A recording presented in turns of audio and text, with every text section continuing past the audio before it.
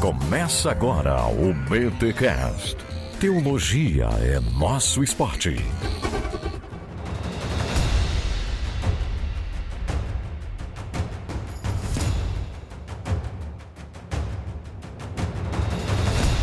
Muito bem. Começa mais um BTcast. Estamos na BT Week, aqueles da Bíblia. Eu sou o Rodrigo Bibo e Davi não foi tudo aquilo.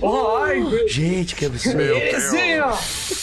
Meu Deus, o mundo ruiu. Atacou os fundamentos da fé agora. E eu sou Alexandre Melhoranza e Long Live the King. Mano, isso bem Game of Thrones, hein? Muito bom. Não é o Deus está morto, o rei está morto. Olha aí, cara. É vida longa o rei. Olha. O rei está nu, pra fazer outra referência. Checkmate. Mas agora eu vou no mais teológico, né? Aqui fala André Heinck, Israel pode até ter um rei, mas o verdadeiro rei é Yahvé. Aí, ó. Louco, gente, estamos aí na BT Week, uma semana inteira de podcasts. E claro, estamos aqui falando do livro Lançamento da Thomas Nelson Brasil, Aqueles da Bíblia, de André Heinck. E olha só, o livro já está em pré-venda, você já pode comprar o livro e você vai receber ainda em março na sua casa. Galera, sério, a melhor história de Israel em língua portuguesa é o livro que o André escreveu. Ele pesquisou, escreveu, tem as sacadas dele. E um detalhe que você talvez não saiba, mas o André é o cara que fez a capa, a diagramação. Ele é o Rodrigo Hilbert, aí, do mercado editorial. As editoras querem o André Heinck, por quê? Porque o cara escreve, o cara diagrama, o cara, se bobear, faz até correção ortográfica. E faz, porque eu já vi foto dele fazendo correção ortográfica nos manuscritos. Então, gente, um livro com muito carinho, com muito amor, um livro que foi escrito assim por alguém temente a Deus, que crê na infalibilidade da Bíblia. Então assim, só que alguém que é ligado na história, na sociologia e tem o compromisso com a verdade. Então, esse livro, Aqueles da Bíblia, você tem que ter aí na sua estante, sério. E claro, diante dos seus olhos também, fazendo a leitura. Porque o que nós estamos fazendo aqui com os podcasts Aqueles da Bíblia é dar um panorama. Pra vocês terem uma ideia, a gente pega somente um aspecto do livro do André para trazer aqui no podcast. Toda a questão histórica, e às vezes o André flerta até um pouquinho com a questão teológica, porque falar da história de Israel tem que flertar com a teologia, não tem como, obviamente. Então assim, mas a gente faz literalmente um recorte dentro do capítulo do livro do André. Então, eu quero dizer para você que esse livro, ele é muito completo. Professores de história do Antigo Testamento, né, história da teologia, história de Israel, aprovam o livro do André porque já leram, recomendam, então não fique de fora.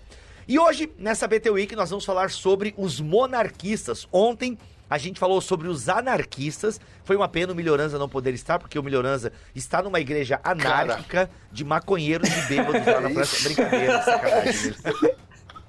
França, né? França, é o que o pessoal pensa, né? É o que o pessoal pensa, mas, gente... E na França, Paris, pior ainda. Olha aí, então assim, é Montpellier... Né? Brincadeiras à parte. É Batista, cara. Batistas, os verdadeiros são anárquicos. Olha aí, é verdade, mano, é verdade. Isso é verdade. Os verdadeiros são anárquicos, mas no sentido que nós explicamos no BTcast ontem. E no final do episódio de ontem, André, a gente fez uma pequena transição, porque nós falamos ontem dos anarquistas, que era aquela galera que vivia de forma, né, organizada em tribos, num modelo anárquico de governo. E aí vamos voltar de novo, porque eu quero entender essa transição. O que leva o povo pedir por um rei? Porque, poxa, nós temos ali uma espécie de teocracia. Aliás, a gente não falou isso ontem, né, André? A gente acabou não falando ontem. Acho que caberia nessa transição aqui nós falarmos... A gente pode nomear esse período da história de Israel pós-escravidão e assentamento na terra, né? Não, qual é o nome? Assentamento? É, assentamento, né? Sim. Assentamento na terra. Bem sem terra mesmo, bem tipo sem terra, né? E esse, sabe, dessa fase nômade para seminômade e depois assentada na terra, a gente pode chamar de uma teocracia? É um termo que cabe para esse período da história de Israel? Eu acredito que sim, mas uma teocracia num sentido mais pleno, mais verdadeiro. Nós hoje, a gente fala às vezes teocracia quando a gente está falando de um governo de um clero. Esse é um engano muito comum. Falar assim, porque lá no Irã existe uma teocracia. Não, lá existe um governo de uma religião. Quando uma religião, né, um sistema religioso está governando. Mesma coisa você considerar, sei lá, os estados papais até 1800 e pouco, era o quê? Era o governo de uma igreja. governando sobre um território. Isso não é uma teocracia, no que chamaríamos uma verdadeira teocracia em que Deus de fato governaria.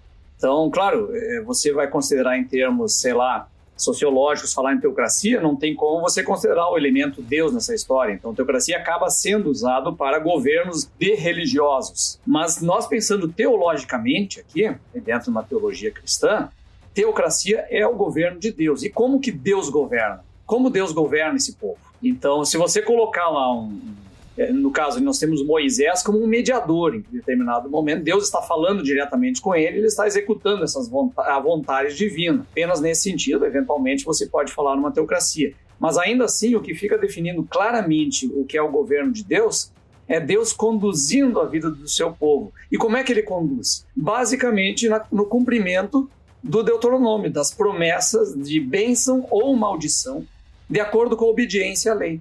Quer dizer, se o povo está obedecendo os mandamentos de Deus, ele está vivendo debaixo da bênção de Deus. E aí a vida segue bem. Agora, quando ele desobedece esses mandamentos, o que acontece? Ele sofre o revés dessa desobediência e aí ele passa a viver a maldição, que é o quê? Deus não está mais abençoando este povo e aí ele está por conta. E aí vem o quê? Vem os inimigos, assaltam, ele perde essa proteção divina, às vezes Deus mesmo envia o castigo.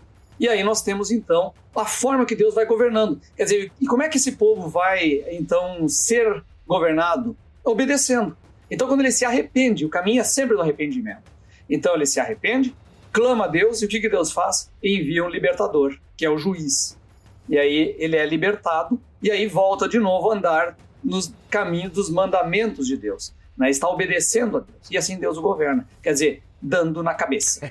A gente é governado por Deus, tomando na cabeça. Eu até diria, Heinck, que quando o homem ele passa a não obedecer a lei de Deus, e a lei de Deus, Paulo depois vai explicar que é o amor ao próximo, mas não amor no sentido romântico ou de um sentimento, mas são ações que favorizam o próximo, e não aquilo que necessariamente nos dá prazer. Então a lei de Deus ela é toda baseada assim. Quando o homem desobedece, assim, em última instância, é porque ele dá mais valor a si mesmo do que a sua relação com o próximo e ao bem-estar do próximo. E o castigo para isso, qual que é? Geralmente, Deus se afasta, deixa o homem governar a si mesmo. E aí, depois que vão surgir, isso aconteceu com Israel, isso aconteceu com Judá, Deus deixa o homem governando a si mesmo, né? Ou como Paulo vai dizer lá, os romanos depois,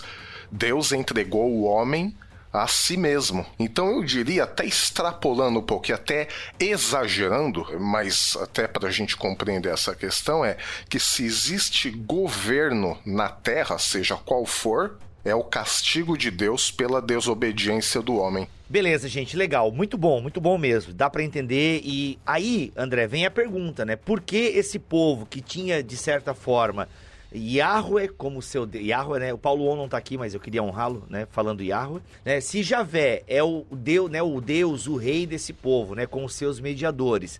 E aí agora a gente caminha desses anarquistas para o pedido de um rei. Então isso, ou seja, o povo já tá na terra, tá ali, de alguma forma combate os inimigos e tal, né? Temos ali as pequenas guerras ali que a gente vê no livro de Juízes, mas então o povo pede um rei. Por que esse pedido? Queremos um rei como as outras nações. Por que desencadeia esse pedido do povo de Israel? Para Javé, já que Javé é o seu Deus, é o seu rei também. O que a gente percebe é um processo histórico muito lento que a Bíblia descreve. Claro, a gente tem algumas apontadas, alguns momentos, né, que aparecem umas tendências de tentativa de monarquia lá com Abimeleque. Antes dele já pedem para o próprio pai dele, o Gideão, para assumir uma espécie de reinado e ele não aceita. Só que ele faz para si uma roupa sacerdotal e se coloca como sacerdote. Tem todo um rolo do Gideão depois que a gente não presta muita atenção nunca, né? E o Abimeleque, ele é rejeitado como rei e há alguns movimentos nesse sentido, mas geralmente a tendência é anti-monárquica, eles não querem ter esse modelo. E aí, com Samuel, você começa a ver uma transição, porque Samuel ele emerge como uma espécie de último juiz, último libertador, né, nesse sentido, de Israel, e nele se concentram grandes tarefas, né? Ele é, primeiro, um profeta, né, porque muito cedo ele recebe uma visão divina, Ele é um sacerdote também, né? Porque é interessante que ele é um sacerdote do modelo antigo, porque ele foi entregue como primogênito de uma mulher para o serviço no templo. Ele era da tribo de Efraim, a rigor ele não seria sacerdote, mas ele é entregue dentro do modelo antigo, lá do Êxodo, né, que o mais velho de cada família é o sacerdote, e aí ele se torna então esse sacerdote, e mais tarde se torna então o libertador, né? Quer dizer, depois de acho que umas 2 décadas ou mais, 4 décadas de dominação filisteia sobre as tribos de Israel, então ele emerge como esse libertador, né? E bem daquele modelo de libertação de guerra santa, divina, né? Em que Deus luta pelo seu povo e vem trovejando sobre as árvores e tal, né? Então você tem com Samuel uma grande centralização, e durante a vida dele, ele vai começar a fazer o quê? Ele coloca os filhos dele para governarem também como juízes em determinados lugares. E aí acontece um problema, porque os filhos dele são mergulhados na corrupção. Assim como eram os do Eli antes. Os filhos vivem acabando com os pais que governam, né? Tem uma história recente aí, sacanagem. Isso é um padrão universal. É quase um arquétipo. Olha aí. Então, o que acontece? A população começa a ver o quê? Olha, parece que há algumas vantagens em nós termos um líder centralizado, porque aí ele unifica as forças das tribos todas em uma só, esse líder permanente. Só que, ao mesmo tempo, eles percebem que o sacerdócio não serve para isso. Há uma tendência muito forte à corrupção nesse sacerdócio aí, já é de longa data. Então eles já não acham que não é o modelo ideal. E aí eles olham o quê? As nações ao redor, olha, faz como elas. Nos indique um rei, e a partir daí nós seremos governados por um rei como essas nações ao redor. E não preciso dizer, o texto bíblico afirma isso muito claramente, Deus apresenta-se profundamente ofendido com essa ideia. Quer dizer, vocês não gostam da maneira como eu governo vocês, porque essa maneira é dolorosa. Quer dizer, você peca e aí Deus envia o castigo, ou ele apenas retira a sua proteção, e aí você clama a Deus e você está sempre na completa dependência de Deus. E me parece que é aí que está o problema. As pessoas não estão querendo estar completamente na dependência de Deus. E aí eles querem fazer o quê? Vamos resolver com um sistema humano que parece que funciona. E é esse o embate que me parece que aparece lá no... Me parece que aparece é bom, né? Então, é por isso que eu gosto de escrever, cara. No texto você corrige essas bobagens. Mas no podcast também fala de novo que a gente edita. Então acontece embate, só que aí entra a monarquia como uma permissão.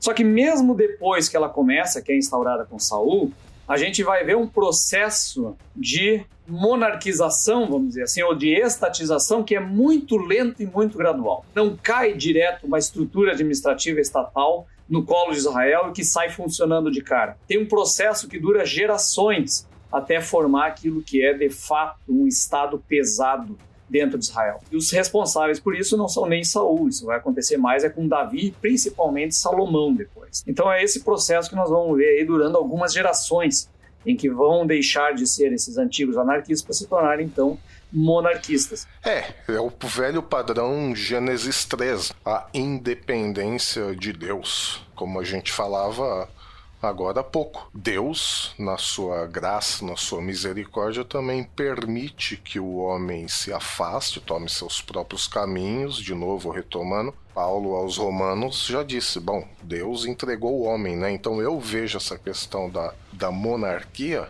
justamente nesse processo de independência do homem de Deus, desde Gênesis 3, isso aconteceu também no deserto, porque no fundo, o homem quer ser Deus. O homem quer ser Deus porque ele tem desejo de dominar, ele tem desejo de provar o seu valor sobre todo mundo. E no caso agora de um povo já sedentarizado, esse seria o caminho mais lógico, especialmente em vista do exemplo das outras nações. Eles têm um rei, a gente também quer. Quer dizer, a gente dá conta da gente mesmo. Esse negócio de olhar pro próximo, de procurar o bem do outro primeiro ao invés do nosso, isso dá muito trabalho. É melhor um rei, ele manda a gente fazer tudo, a gente obedece, ou senão a gente vai ter o nosso próprio mundinho ali nessa estrutura estatal, né? Todo mundo vai ter o seu pedacinho ali de chão para poder mandar um no outro e assim vai, né? Do efeito dominó, né? Cada um vai mandando, tentando provar quem pode mais que o outro. Enfim, só que o problema, como disse o Capitão América, só existe um Deus. E nisso todo mundo querendo provar que ele é Deus e que ele pode dominar, é a raiz de todos os conflitos humanos, né?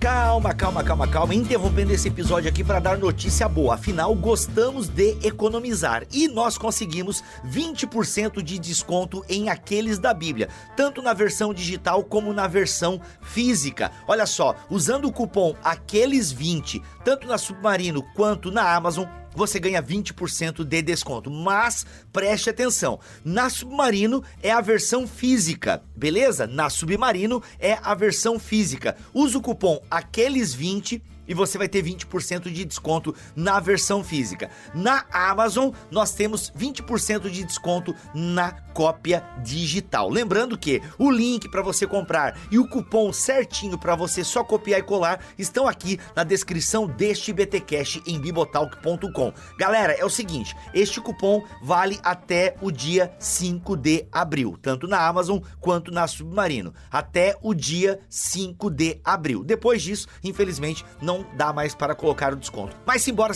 nesse episódio que ele tá bom demais. Lembrando, hein? 20% off. O link está aqui na descrição deste episódio em bibotalk.com. Segue lá!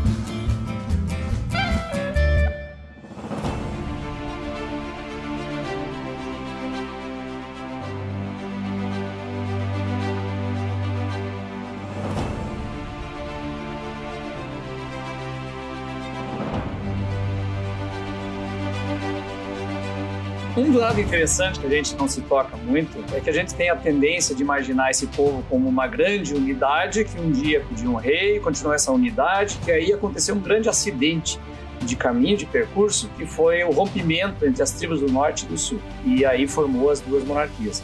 Mas a realidade é que o próprio texto bíblico vai nos mostrando que a tendência geralmente é mais a da fragmentação. Nós tínhamos antes várias tribos, eventualmente até lutando entre elas.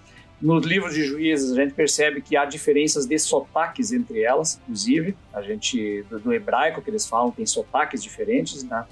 E aí nós temos essa divisão muito grande que acaba sendo unida um eventual juiz, que é juiz de todas as tribos ao mesmo tempo contra os filisteus, que é o caso do Samuel, né? Antes você tem juízes locais. Os juízes atuam em uma tribo, duas tribos, às vezes faz uma colisão de mais tribos, lá no caso de Débora e Baraque. E ainda assim o Cântico de Débora menciona as tribos que não participaram, né? Que estavam fora, e nem sequer cita Judá e as tribos do sul lá. Então nós temos essa fragmentação. No caso daí de Saul, ele acaba sendo um juiz, eu ia falar, mas de fato ele acaba atuando mais como juiz do que como rei. Ele atua mais como um libertador, como um cara que vai juntar os contingentes militares para as campanhas contra os inimigos, e a atuação dele inteira é baseada mais nesse modelo. A única grande inovação que ele vai fazer é criar um exército pessoal. Ele vai chamar um pessoal para ficar lutando ao redor dele e vai começar essa noção de um exército permanente de guerra, porque até então como é que funcionava o exército? O camarada estava lá, vinha a convocação, pegava a enxada, transformava a enxada numa espada e ia para a guerra. Por isso que lá o texto de Isaías, ele fala o quê? Ele fala do processo contrário. E transformarão suas espadas em podadeiras. Porque no tempo de Juízes, eles pegavam as podadeiras e transformavam em espada para eventualmente lutar. Porque o padrão era o trabalho. Isso só viria com Davi, né? Um exército mais ou menos armado, né? Quando ele foi ele mesmo mercenário, né? Isso. Então com Saul você tem essa convocação permanente, né? Ele cria um grupo permanente ao redor dele. Mas fora isso, ele não tem estrutura administrativa, ele não tem nenhuma capital direito, ele não tem palácio, não tem nada disso. Então ele funciona muito como um juiz libertador. E aí ele tem um final trágico lá, que a gente conhece. O que acontece logo em seguida? Quando morre, a gente esquece dessa história, parece que veio Davi direto, e não veio. Acontece uma divisão. As tribos do sul não querem ficar com o filho sobrevivente de Saul, que é o Isbaal. Isbaal, que lá na boca miúda do palácio chamavam ele de Isbosete, quer dizer, o filho do senhor, aliás, o senhor da casa se torna o senhor da vergonha. Porque Baal significa senhor, né? Baal tem o significado de senhor, né? Isso, Baal é senhor. E notem como está entremeado o hebraico com o cananeu. O próprio Saul tem um filho com o nome Baal, e não quer dizer que ele adorava Baal. falando do senhor da casa. Não, tem muita influência cultural, né? Não tem como, é influência cultural. Então este Isbaal, que era chamado de Esbozete pelo pessoal do palácio lá, ele é muito fraco. E o Davi é chamado então, o Davi a essas alturas já era um mercenário dos filisteus, um mercenário renomado com 600 homens acompanhando ele. Cara, isso aí é um senhor exército nesse tempo. Senhor exército. E ele chega então lá para a cidade dele, para Belém, acompanhado desse exército. Belém era um ovo, era uma vileca de nada. Provavelmente ele tinha mais homens com ele do que tinha na cidade. Então imagine o pavor que deu nesse povo e ao mesmo tempo a sensação, olha, nós temos aqui algum poder que nós não tínhamos antes. Então essa turma de Judá, os judaítas, convidam ele para governar a eles e se desmembram da coalizão das tribos de antes. E aí fica o norte separado, se chamando Israel, com o filho dele durante 7 anos, o Isbaal, o filho de Saul, e Davi governando apenas o sul. Acontece um conluio que parece, durante um tempo, até o Davi estava... A gente não sabe que o texto não fala isso, né? Mas tem uma conferência do Abner com o Davi, ou Abner, não sei a pronúncia. Tem esse meio que conversa entre eles, mas nada parece evoluir. Até que acontece o assassinato do Isbaal, e aí vem as tribos do norte e convidam Davi para governar sobre elas também. Só que dali em diante tem uma peculiaridade do texto bíblico. Ele sempre apresenta Davi e Salomão como reis de Israel e Judá. Ele nunca fala Davi é rei de Israel. Ele fala Davi, rei de Israel e Judá. E Salomão a mesma coisa, rei de Israel e Judá.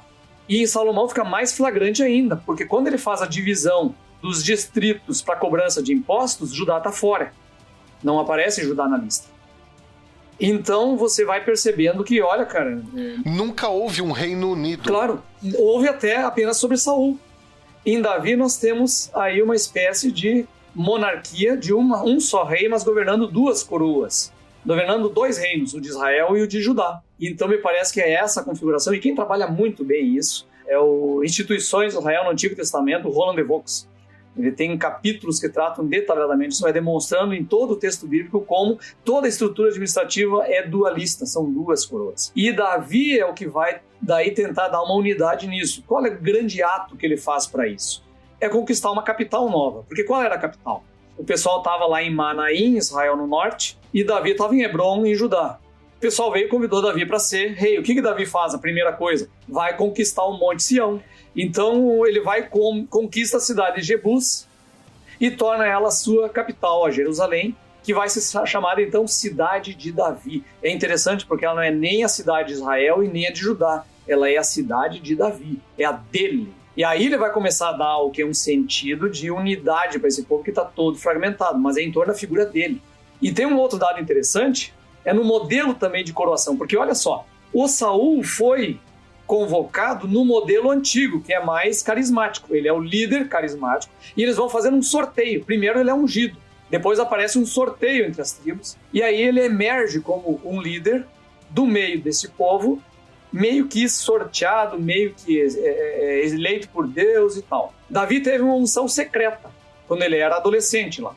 Ninguém ficou sabendo a não ser a família dele. Uma unção secreta. Aí depois o que aconteceu?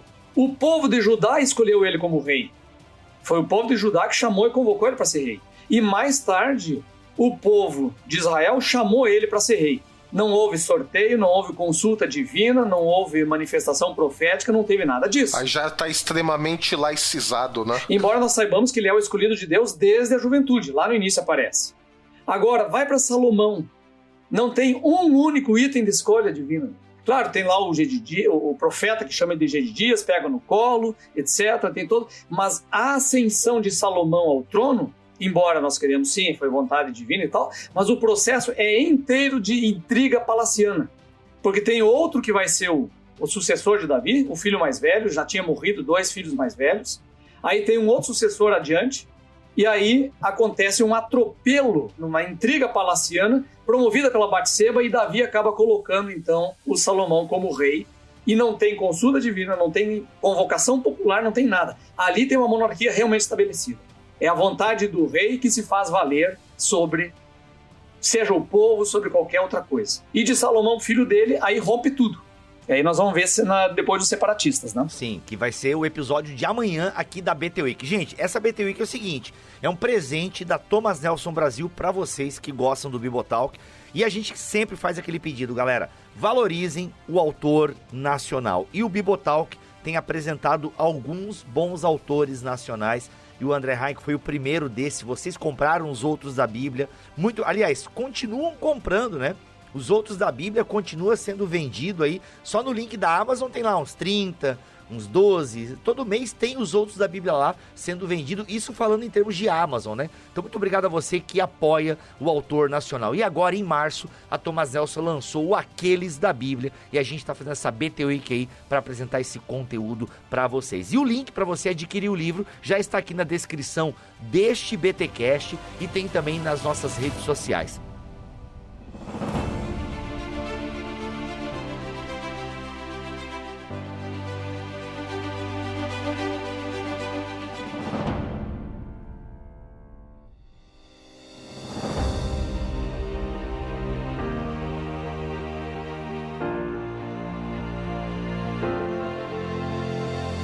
André, seguindo aqui, essa ideia do reinado passar do pai para o filho é muito comum a nós hoje, mas pelo que tu acabaste de falar aí, isso foi uma coisa que começou com Davi, essa ideia da monarquia mesmo, então se estabelece com Davi, até porque ele conseguiu agregar um pouco a galera e tem essa ideia, né, essas intrigas, esse Game of Thrones, basicamente, esse Game of Thrones, com direito a muito sexo também, inclusive. Gente, eu não tô fazendo piada aqui, né? Se você ler a Bíblia, vai ver que tem altas intrigas palacianas nessa pegada aí também. Então, assim, isso era comum nos outros reinados, André? Essa ideia de passar do pai para filho já era uma coisa estabelecida? Pois é, tudo depende do tipo de estrutura social que tem nesse povo. No caso de Israel, nós vamos ver nos separatistas depois, no reino de Davi existe uma naturalidade de que um descendente dele seja o rei. No norte, não. Eles voltam para o modelo mais parecido com o tribal, em que há a necessidade da emergência de um líder carismático vinculado ao exército. Mas no caso ali do sul é bem essa coisa do descendente de Davi. A gente pega, por exemplo, o caso romano, que é bem mais tardio. Eles não têm uma clareza de sucessão, porque na verdade é o príncipe entre os senadores que vai ser o imperador. Não necessariamente o filho. Muitas vezes foi o filho, por indicação já do imperador e tal. Mas não havia uma clareza sobre a sucessão. Os assírios também não tinham clareza, por isso que toda vez que vinha uma sucessão, tinha problema, guerra interna, luta entre os poderes e tal. Na Babilônia já tinha. Era natural que o filho governasse sucedendo o pai. Entre os persas também. Então você tem essa, em alguns casos, uma naturalidade, mas outros não. Tudo depende se existe um fundamento da noção de dinastia. No caso de Davi, tem. E Davi tem uma peculiaridade muito importante que vai dar força para essa dinastia dele. É que Deus prometeu, né? Deus entra no jogo e Deus escolhe Davi para dele emergir um reino eterno. E faz claramente essa promessa, e ali vem uma coisa diferente. Enquanto todo o pacto do Sinai, ele é um pacto que Deus faz com o povo, em que ele estipula a lei e a bênção, mas ele é um pacto condicional. É um pacto que diz, olha, eu vou abençoar vocês, se obedecerem à lei, etc, etc. Com Davi, Deus vem e promete para ele, eu vou trazer um descendente que será rei sobre o trono de Jerusalém. E esse pacto de Deus com Davi é incondicional. Ele vai fazer não importando nem o que Davi, nem o que os descendentes dele façam. Ele vai trazer esse rei. E aí sim, essa palavra divina sobre Davi vai dar, e aí sim, em termos teológicos, nós estamos falando aqui, claro, da vinda de Jesus lá no futuro. Mas nós vamos precisar do Novo Testamento e muita coisa para entender isso depois. Mas isso vai dar, e sociologicamente falando, historicamente falando, vai dar a Davi uma possibilidade concreta de manutenção de uma dinastia no futuro. Porque ela está vinculada à fé e à religião que ele mesmo centralizou em Jerusalém. Aqui eu não estou pensando em questão de dizer, está certo ou está errado o que ele fez, mas Davi ele foi autor de uma centralização do culto em Jerusalém. Que ele, além de ser um grande estrategista político, de criar uma nova capital, ele também pensou isso em termos de fé. O que ele fez? Ele trouxe para Jerusalém a arca. E aí, trazendo a arca, ele traz o coração pulsante dessa fé. E aí ele cria aquilo que o texto bíblico chama de tabernáculo de Davi, que não é mais o tabernáculo do deserto. Agora é um tabernáculo que não está mais se movendo no meio do povo, que estava um tempo em Siló, estava em Kiriat Jearim, que estava em outros lugares. E agora ele tem um tabernáculo que está numa tendinha do lado do palácio dele.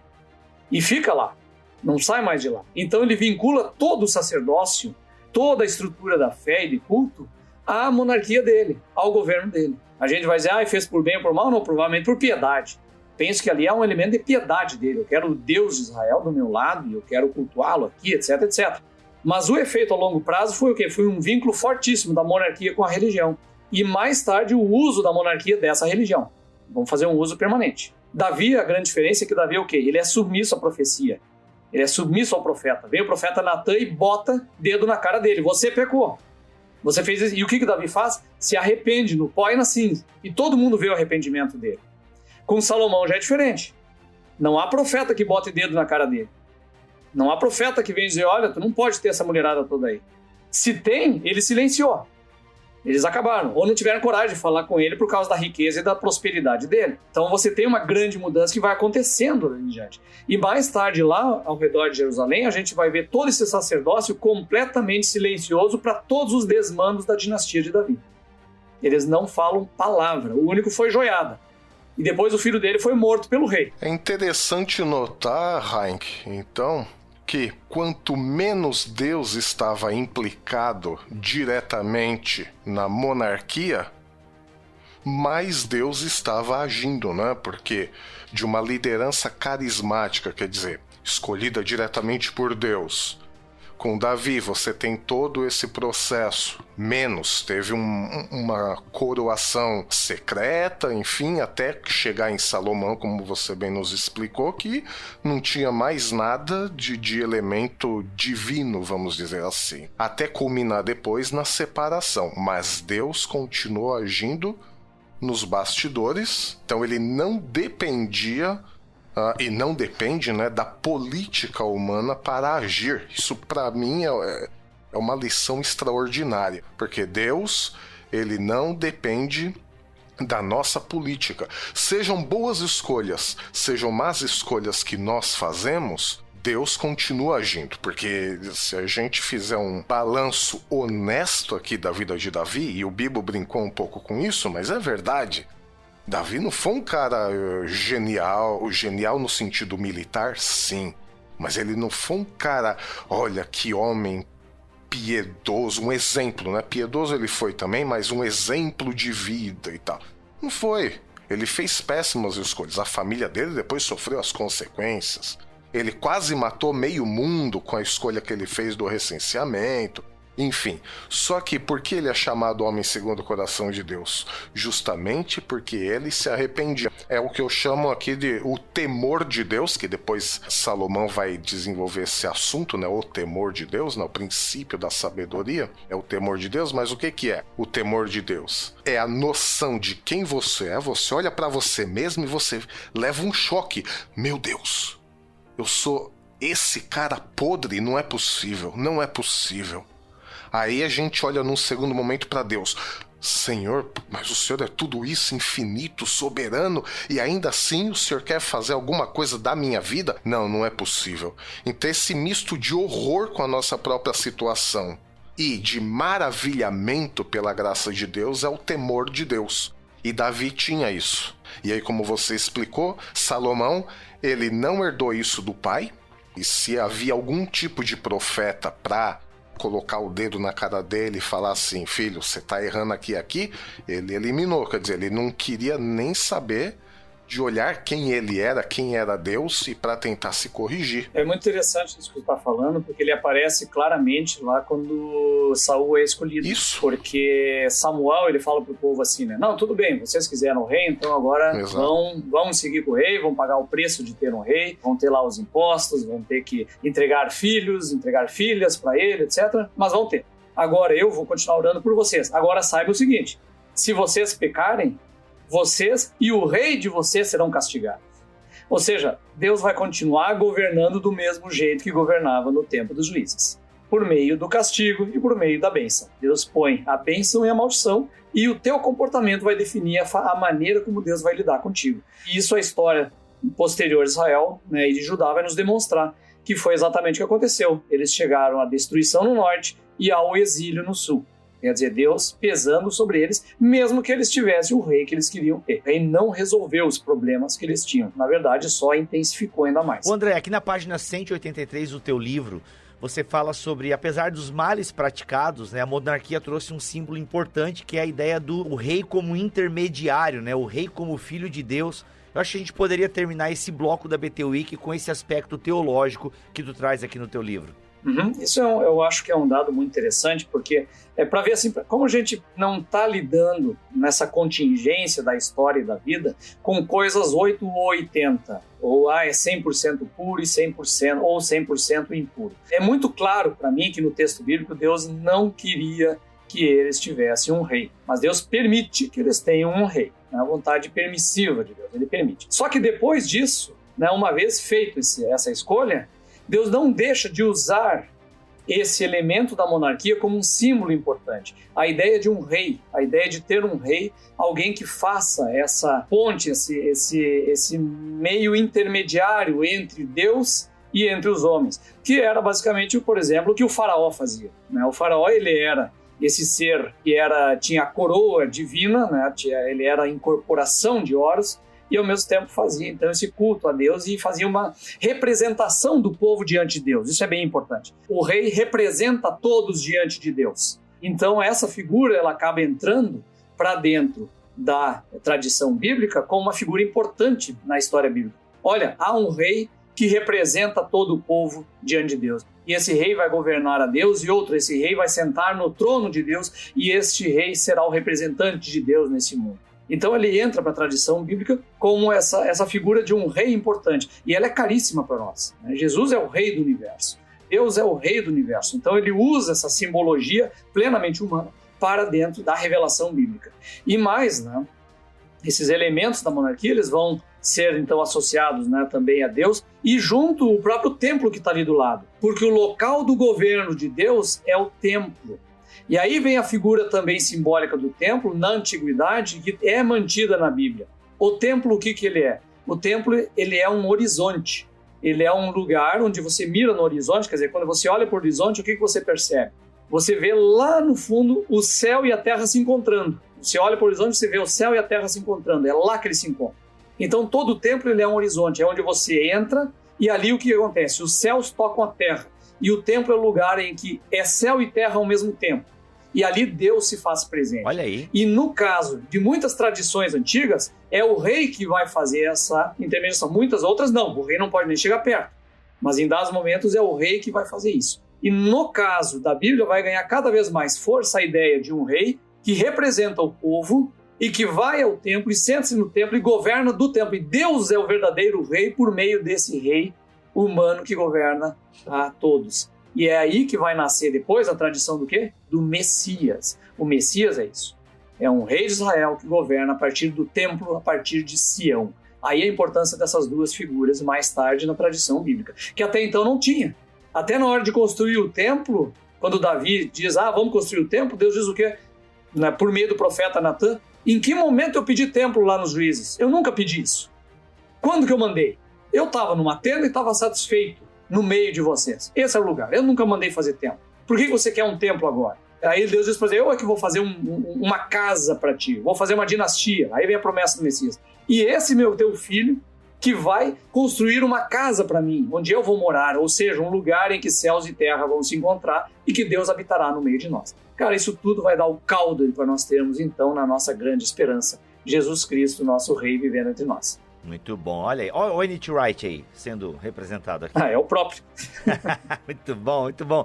Gente, olha só, segundo episódio da BT Week, Os Monarquistas. Quero lembrar você que no livro do André Heinck tem uma coisa que a gente nem mencionou aqui, mas o André faz toda uma análise histórica do ambiente cultural, histórico, social ali do tempo da monarquia. Então tem toda uma análise do Antigo Oriente lá, tem muita coisa boa no livro que a gente não está falando aqui neste episódio. Por isso, você precisa ter aqueles da Bíblia em suas mãos e o link está aqui na descrição deste podcast. Como a gente sempre diz, valorize os autores nacionais. valorize os autores nacionais. E o André já mostrou que escreve muito bem, que manda bem, que pesquisa bem, porque os outros da Bíblia tá aí, você já conferiu, você já conhece. Agora é hora de completar aí essa coleção, essa dupla dinâmica, analisando aí o povo de Deus no Antigo e só no Antigo Testamento, aqueles, né? Ainda que vai pincelar um pouquinho. Não, os aqueles vai até o Novo Testamento,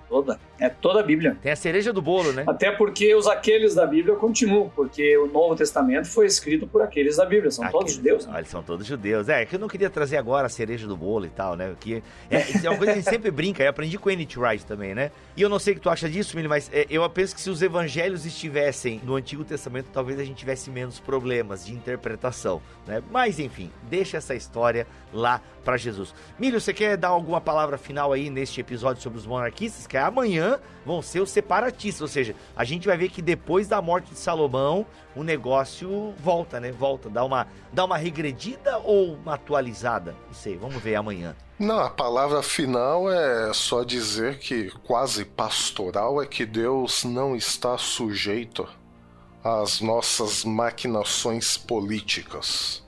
E até uma palavra de esperança, consolo para a gente é que Deus, ele continua no governo da história, nas nossas más decisões, nas nossas boas decisões, Deus está lá, ele nos acompanha e ele governa a história. Então ele não está atrelado à sua própria pessoa, o governo da história não está atrelado às nossas maquinações políticas. Então fiquemos tranquilos, né? Podemos repousar tranquilo nesse Deus. Muito bom. Vamos ficando por aqui em mais um episódio da BT Week, mas amanhã, olha aí, cara, amanhã é podcast todo dia. Amanhã tem mais um episódio dessa BT Week e vamos falar sobre os separatistas. Olha só, 15, 16, amanhã, dia 17, quarta-feira, você tem mais um episódio aqui nesta BT Week, aqueles da Bíblia, que chega até vocês graças a Thomas Nelson Brasil. E é claro, você pode comprar o Aqueles da Bíblia tanto no link da Amazon quanto no link da Submarino. Eles estão aqui na descrição deste BTcast, beleza, galera? Compre por esses links, porque além de ajudar o autor nacional, você também ajuda o Bibotalk, que ganha as comissões ali da Amazon ou da Submarino. Vamos ficando por aqui, voltamos amanhã, se ele quiser assim permitir. Fiquem todos na paz do Senhor Jesus.